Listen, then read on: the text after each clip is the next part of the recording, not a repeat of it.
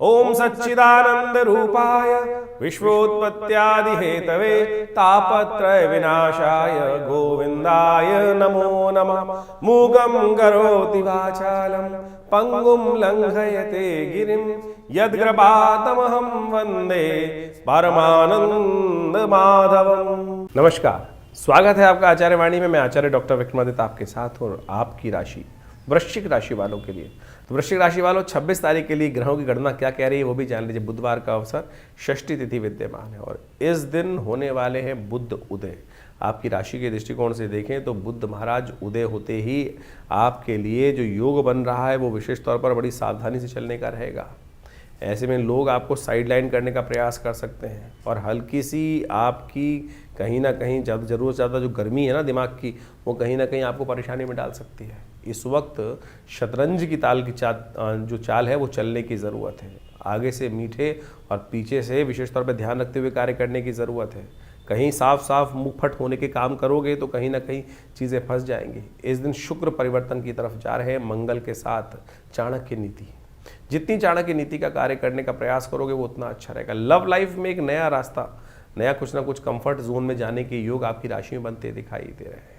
कुछ नई भूख जागती दिखाई दे रही है और वो आपके लिए कहीं ना कहीं स्थितियों को ठीक करने के योग भी बनते दिखाई दे रहे हैं। शुक्र का परिवर्तन, बुध का परिवर्तन, दोनों ये परिवर्तन आपकी राशि के दृष्टिकोण से बहुत बढ़िया योग बनाकर तैयार होते दिखाई दे रहे हैं, जो आने वाले समय में आपके लिए कुछ ना कुछ अच्छी स्थिति को लाने के योग बना सकते हैं।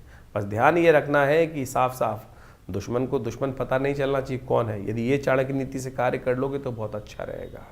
27 तारीख का दिन ग्रह गणनाओं के अनुसार से विशेष तौर पर वृश्चिक राशि वालों के लिए क्या खेल करने वाला है वो भी जान लीजिए। आपकी राशि में एक परिवर्तन का योग बनता दिखाई दे रहा है, जो आपके लिए राहु के साथ चंद्रमा की युति होने वाली है। वो स्वास्थ्य के मामले में थोड़ा ध्यान रखते हुए कार्य करने की ज़रूरत है। अकेले पढ़ सकते हो, जो भी कार्य करो सबको साथ लेकर चलने की ज़रूरत है तो अच्छा रहेगा। आपकी राशि के दृष्टिकोण मित्र सप्तमी है इस दिन। सुबह सुबह भगवान सूर्य के निमित्त गेहूं इत्यादि का दान और खासतौर पर तांबे के बर्तनों का दान करना आपके लिए अच्छा रहेगा। आपकी राशि के दृष्टिकोण से भगवान सूर्य की आराधना करना आपके लिए जो है योग अच्छा बनाएगा। मित्रों के साथ संबंधों को अच्छा करने का योग बना सकता है। 28 तारीख के दिन महत्वपूर्ण परिवर्तन का योग बन रहा है। वृश्चिक राशि वालों को खासतौर पर समझ को डेवलप करने की ज़रूरत है। शनि इस दिन होने जा रहे हैं मार्गी। बुद्धि भाव में चलते हुए शनि जो वक्र स्थिति में चल रहे थे अब परिवर्तन की तरफ जा रहे हैं और ये मार्गी होकर आपकी राशि के दृष्टिकोण से तेज गति से आगे चलने के योग बनाने वाले हैं। और ऐसे में यदि आपकी राशि में बुद्धि में शनि सवार हो गए तो आप कोशिश ये करना है कि शनि पर आपको सवार होना है या शनि आप पर सवार हो। शनि विशेष तौर पर जो आलसी होते हैं उन पे तो शनि चढ़ जाते हैं और जो चैतन्य होते हैं वो शनि पर आरूढ़ हो जाते हैं। तो आपको ये ध्यान रखना है कि शनि आप पर ना चढ़े। तो जितनी पवित्रता रखोगे, जितनी जिद से दूर रहोगे, उतना शनि आपके लिए अच्छा होगा। जहाँ शनि खराब हुआ तो या शनि आप पर चढ़ गया तो वो कहीं ना कहीं समस्याएं उत्पन्न करने के योग आपके जीवन में बना सकता है। तो शनि के मंत्र का नित्यपति जप करें। ओम प्रांग प्रींग प्रोंग से शनिश्चर। अपनी बुद्धि पर शनि को सवार मत होने देना, इस बात का ध्यान रखते हुए कार्य करना है। शनि का प्रताप होता है धीरे धीरे कार्य करना। शनि का प्रताप होता है आलस्य में रहना। शनि का प्रभाव होता है जो है वो बिल्कुल लंगड़ा के चलने वाला शनि ग्रह माना जाता है। चीज़ें करने में बहुत डिले करना, तुरंत दान महाकल्याण, इस बात का ध्यान रखते हुए यदि आपने कार्य कर लिया तो आपके लिए शनि कुछ ना बिगाड़ पाएंगे। तो इस बात का ध्यान रखते हुए कार्य करें, क्योंकि शनि अब पूरी गति से आपकी राशि में आगे चलने के योग बनाने वाले हैं। अब वक्र बहुत दिन बाद होंगे और ऐसे में जब तक शनि आपके लिए तेज गति से आगे चल रहे हैं और बुद्धि पे आपने शनि को विशेष तौर पर सवार नहीं होने दिया तो आपके लिए वारी न्यारी करने की स्थिति बन सकती है। ऐसे में शनि को मनाने के लिए शनि के मंत्र का नित्यपति जप करें। इन दिनों मंगल चल रहे हैं आपके अस्त। यदि आप हनुमान जी का सुंदर ध्यान करें और देवता चित्तन धरई हनुमत से ही सर्व सुख करें, तो हनुमान जी का सुंदर पाठ नित्यपति आपने किया, हनुमान जी का सानिध्य अपने जीवन में रखा। आपकी राशि के संबंध ही हनुमान जी के साथ है, मंगल के साथ है और मंगल कमज़ोर स्थिति में चलने के कारण से शनि का नेगेटिव इफेक्ट थोड़ा परेशान कर सकता है। तो शनि के जो उपाय हम बताने जा रहे हैं उनको कर लीजिए, फिर शनि आपके लिए अनुकूल रहेंगे। तो 28 तारीख से ये शनि का जो परिवर्तन का योग है, कुछ खास उपाय जान लीजिए। ये विशेष तौर पर आपको करने हैं, बिल्कुल सत्य रूप से मान लीजिए, और नहीं करेंगे तो आप ये मान के चलें शनि बहुत भयावह स्थिति में परेशान करने के योग बना सकते हैं। एक तो शनि स्तोत्र का पाठ, ओम नमः कृष्णाय नीलाय श्रीकंठ निभाय च नमः कालाग्नि रूपाय कृतांताय च वै नमः नमो निर्मांस। ये आप हमारे इस चैनल पर जाकर मंत्र सेक्शन में शनि का पूरा स्तोत्र वहाँ विद्यमान है। कम से कम एक बार पाठ स्वयं कर लीजिए। कुछ दिन आप हमारे जैसे हम बोल रहे हैं उसके अनुसार से साथ में सुन लेंगे तो आपको याद हो जाएगा। नहीं सत्य मान लीजिएगा, ये समय शनि का स्तोत्र ऐसा दिव्य प्रयोग है कि विशेष तौर पर कैसे भी कष्टों से निवृत्ति का योग बना देता है। नहीं तो शनि बहुत ज़्यादा आपकी प्रोग्रेस में, आपके सम्मान में, आपके बिजनेस में, आपके कई प्रभाव से उत्पन्न करने के योग बना सकते हैं। तो उसको ठीक करने के लिए जो हो सकता है शनि स्तोत्र का नित्य प्रति एक पाठ अवश्य करने का आपको प्रयास करना चाहिए। जी हाँ, एक पाठ ही बहुत है। एक पाठ शनि का जो स्तोत्र है कि ज़्यादा से ज़्यादा 2 मिनट का स्तोत्र है। इसको आप हमारे चैनल पर जाके सुन लीजिए और उसका पाठ श्रवण कर लीजिए और या नित्य प्रति के साथ में कर लीजिए। साथ में हनुमान जी का स्तवन, ये विशेष तौर पर वैसे हमने विवेकानंद आश्रम में सुंदरकांड की सुंदर व्यवस्था रखी है। लोग अपने नाम से भी करा सकते हैं। सुंदरकांड का पाठ हर मंगलवार को हमारे आश्रम पे सामूहिक तौर पर होता है। सवामनी का भंडारा होता है, उसमें सतमाजे का दान इत्यादि सब करने की व्यवस्था रहती है, यज्ञ भी रहता है। तो आप अवश्य इन दिनों इस शनि और मंगल की जो विशेष योग बनकर तैयार हो रहा है आपकी राशि के दृष्टिकोण से, इसको समझते हुए इन प्रभावों को सही से करने का प्रयास कीजिए। क्योंकि शनि का ये मार्गी होना और मंगल का ऐसे में विशेष तौर पर अस्त चलना, ये आने वाले स्थिति में आपकी राशि के दृष्टिकोण से भयावह स्थिति उत्पन्न कर सकता है। तो इसलिए इसको ताकत देने के लिए शास्त्र के अनुसार हनुमान चालीसा का पाठ करते हैं ना, वहाँ एक बात कहा गया, और देवता चित्तन धरहि हनुमत से ही सर्व सुख करहि। तो इसको हल्के में जो हम बता रहे हैं उसको ठीक करने का प्रयास कर लीजिए तो बहुत ज़रूरी रहेगा और आपके कष्टों का निवारण करने का योग बनाता रहेंगे। बहुत सारे लोग केवल शनि को मनाने के लिए ऐसी स्थिति उत्पन्न कर देते हैं, 10 टन तेल का दान कर दो, शनि को स्नान करा दो। अरे भाई, जो ये शनि को स्नान कराने की व्यवस्था है निमित्त मात्र भी हो सकता है। लोग 100 टीन शनि को स्नान करा रहे हैं और तो तेल क्या हो रहा है आप सब समझते हैं। कुछ लोग तेल को मिट्टी में डाल देते हैं, कुछ लोग कुछ का कर रहे हैं। उससे जो आप कोशिश ये करें, मंत्र जप का सानिध्य लेने का प्रयास, गरीब को दान करने का प्रयास कीजिए ना। ये हर चौराहे पे जो शनि के मंदिर बनाकर लोगों ने दुकानें खोल दी हैं, ये शास्त्र के दृष्टिकोण से कहीं ठीक नहीं है।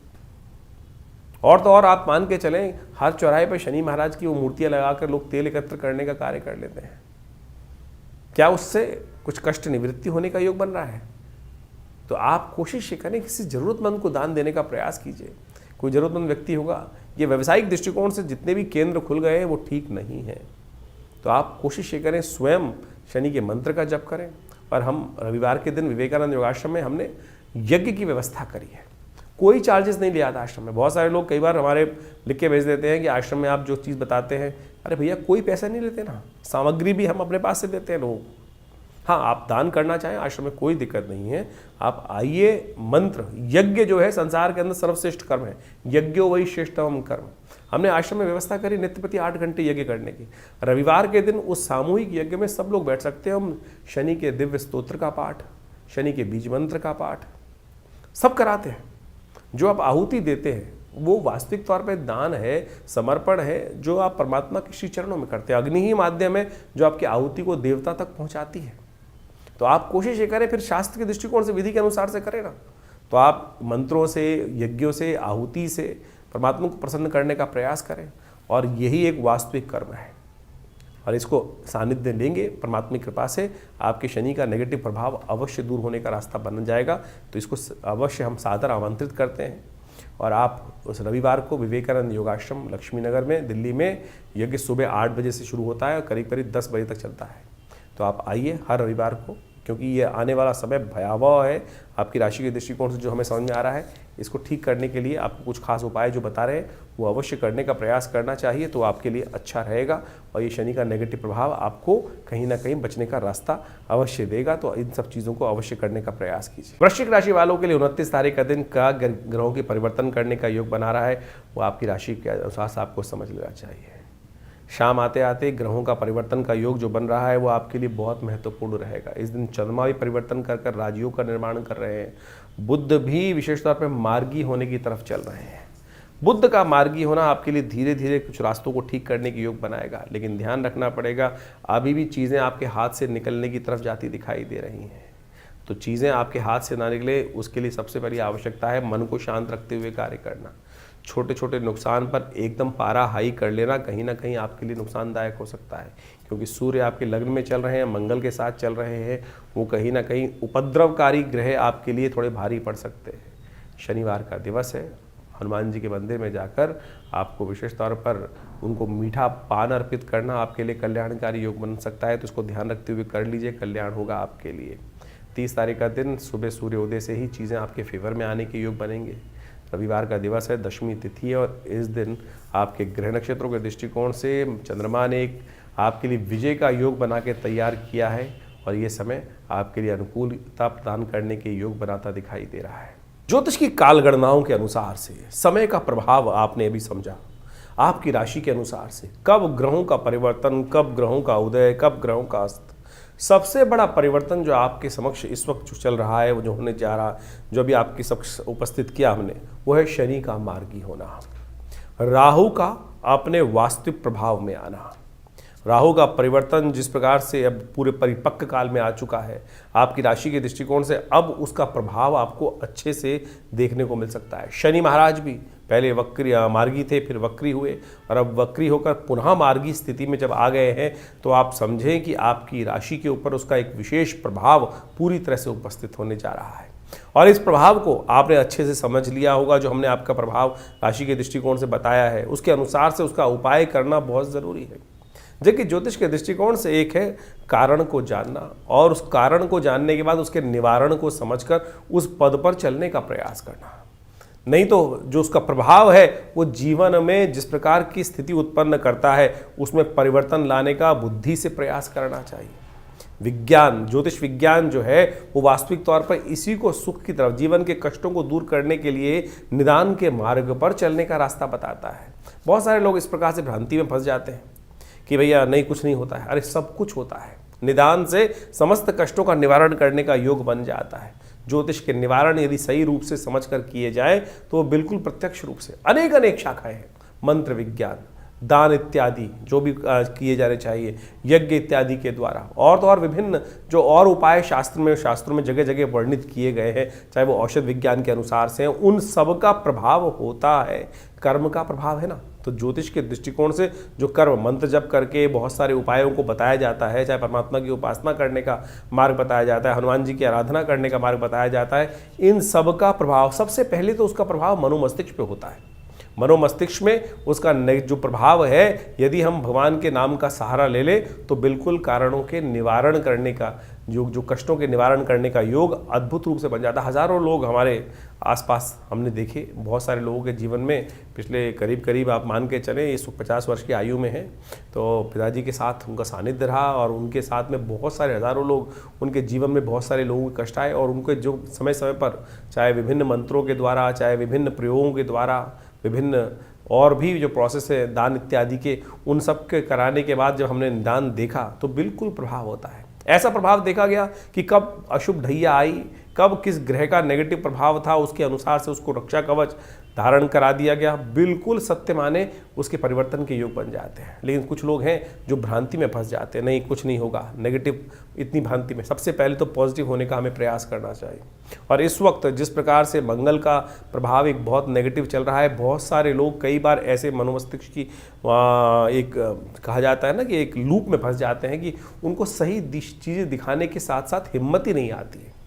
ऐसा कोई रास्ता नहीं है जिसका कोई कष्ट नहीं है, जिसका निवारण ना हो। सकल पदार्थ है जग माही, कर्महीन पुरुष पावत नाही। इस बात को हमको समझना चाहिए। कर्म यदि किया जाए सही दिशा में तो बिल्कुल परिवर्तन का मार्ग बन जाता है, और इसके लिए ही बहुत सारी चीज़ें हैं।